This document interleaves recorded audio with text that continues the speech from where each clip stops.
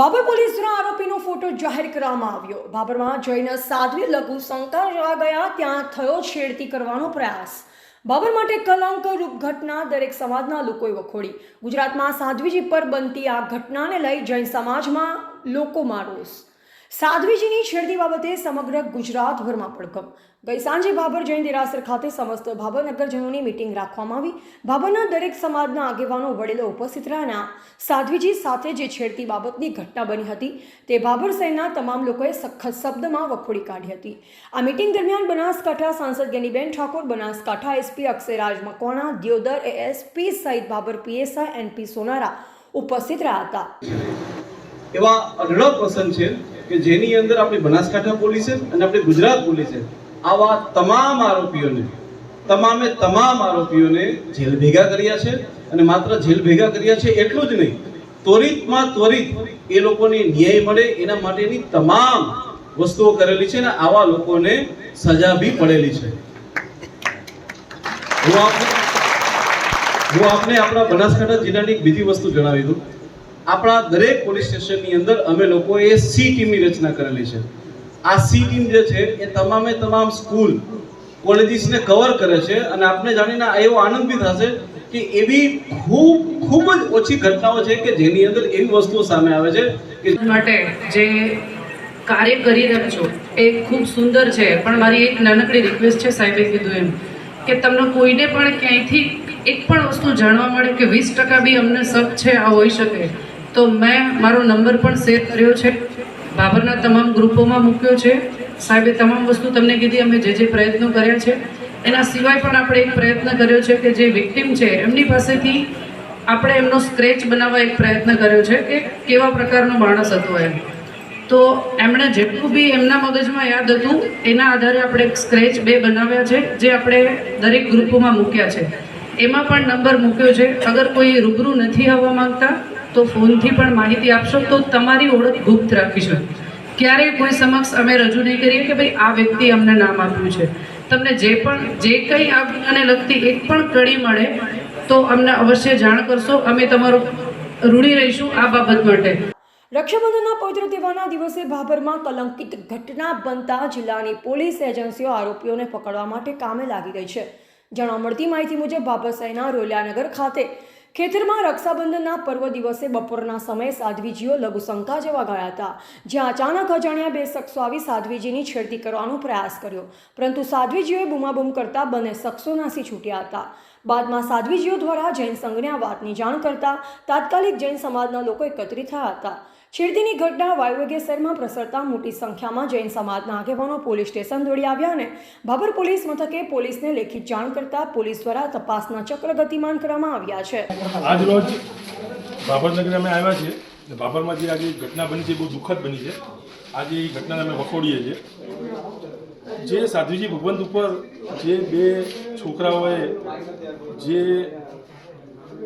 એમને છેડવાના પ્રયાસ કર્યા અને એવો પ્રયાસ કર્યો કે કહેવા જેવો નથી। અમને જ્યારે સુરતમાં ખ્યાલ આવ્યો કે આ વસ્તુ બની છે અને અમે સુરતથી 50 છોકરાઓ ભેગા નીકળીને બાબર આવ્યા અને અમે આ ઘટનાને એવી વખોડીએ છીએ કે આ ઘટના બીજી વાર ના બને ને એટલા માટે અમે એક પણ અહીંયાથી હલવાના નથી અને અહીંયા જ રહેવાના છીએ। અને જૈન શાસનમાં આવો કિસ્સો બીજી વાર બને નહીં અને આ કિસ્સાને એવી રીતે કરો છો કે એને એવો પકડીને લાવીને ચોરાના ચોકમાં ઊભો રાખવો છે ને કે દુનિયા જોવે જૈન સાધ્વી કંઈ જોવાના ખેલ છે તમારી માટે। સાધ્વીજી ભગવંતોને આવી રીતના તમે કરો છો, આજે ઘરમાં દીકરીને છેડછાડી થઈ હોય ને તો તમે આખા તૂટી પડો છો। આ તો સાધ્વીજી ભગવંતો છે, જૈન શાસનને લખોપું કરવાવાળા છે। જૈન શાસનમાં આવી ઘટના બને છે એનો અમને દુઃખદ વેદના છે અને આગળ બાબર સંઘ સાથે અમે છીએ અને બાબર સંઘ જે કરે એની સાથે અમે ખરેખર આ બાબર સંઘમાં જે ઘટના બની છે એ બહુ દુઃખદ ઘટના છે અને હવે પછી આ ઘટનાનું પુનરાવર્તન ન થાય એની બાબરમાં આપણે ખાસ તકેદારી રાખવી પડશે અને સાધ્વીજી ઉપર કોઈ પણ હુમલો થાય એ જૈન શાસનની નિંદા થવા બરાબર છે, એટલે આપણે એનું ખાસ ધ્યાન રાખવું પડશે।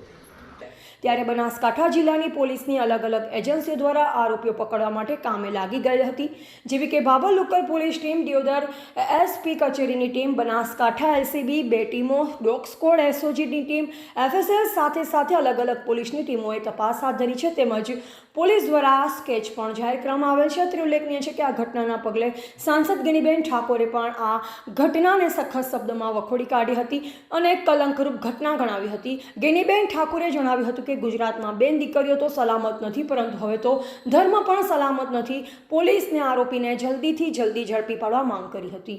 2 જણા વોચ રાખીને એમની સાથે આવું કૃત્ય કરતા હોય તો એના ઉપરથી એવું નક્કી થાય છે કે આ રાજ્યની અંદર કે આ વિસ્તારની અંદર ધર્મ પણ સુરક્ષિત નથી. પશ્ચિમ બંગાળની ઘટના બને, સમગ્ર ભારતની અંદર કોઈ જગ્યાએ ઘટના બેન હાથે બને તો એનો વિરોધ હોવો જ જોઈએ. પણ મને એક એવી અપેક્ષા રાખું હું ગુજરાતના એક મહિલાઓ માટે સુરક્ષાની જેની જવાબદારી છે એ લોકો હોય, વિવિધ સંગઠનો હોય, તો આ સાધ્વીજી સાથે જે ઘટના બની છે એના સમર્થનમાં એમને ન્યાય મળે, વહેલામાં વહેલો અસામાજિક તત્વોને મોકળું મેદાન ના મળે અને કાયદો અને વ્યવસ્થા જળવાય એના માટે કરીને વિરોધ કરવો પડે તો વિરોધ કરીને સરકાર સુધી વાત પહોંચાડી અને ગૃહ વિભાગ છે એ વહેલામાં વહેલું મક્કમ રીતે પગલાં લઈ અને આ અસામાજિક તત્વોને ડાબવાનું કામ કરે એવી હું અપેક્ષા સમગ્ર ગુજરાતના બેન દીકરીઓની સુરક્ષાની જવાબદારી જેની છે અને આમ પ્રજા છે એમની પાસે હું અપેક્ષા રાખું છું. ભાભરની અંદર મારા સાહેબ જોડે જે ઘટના બની એને અમે વખોડીએ છીએ અને એની ભયંકર નિંદા કરીએ છીએ. અને જે આરોપી છે ભાગી ગયા છે એ હર હાલતમાં 12 કલાકની અંદર પકડી લાવે એવી અમે રજૂઆત કરીએ છીએ. અને આ ભાભર પોલીસ અને ભાભર ગામ માટે પણ સારું છે, નહીં તો ભાભર ગામ માટે પણ આ એક કલંક છે. બપોરે 2 વાગ્યાના અરસામાં સાધ્વીજી મારા સાહેબ થલ્લે જવા એટલે વાડામાં ગયા હતા. ત્યાં કોઈ 2 છોકરાઓ, એક વ્હાઈટ શર્ટ પહેરેલો હતો અને એક ભૂખરા કલરનું ચેક્સનું પેન્ટ શર્ટ પહેરેલું હતું. આ લોકોએ છેડતીના પ્રયત્ન કર્યા પણ મારા સાહેબની બૂમાબૂમ થવાથી કોઈ લોકો આવી જવાથી ભાગી ગયા છે. એ લોકો આના માટે સત્વરે તાત્કાલિક પગલાં લઈ વહેલામાં વહેલી તકે આવા અનિષ્ટ તત્વોને જલ્દીમાં જલ્દી પકડાય અને એ લોકોને સજા થાય તેવો જૈન સમાજ ઈચ્છે છે.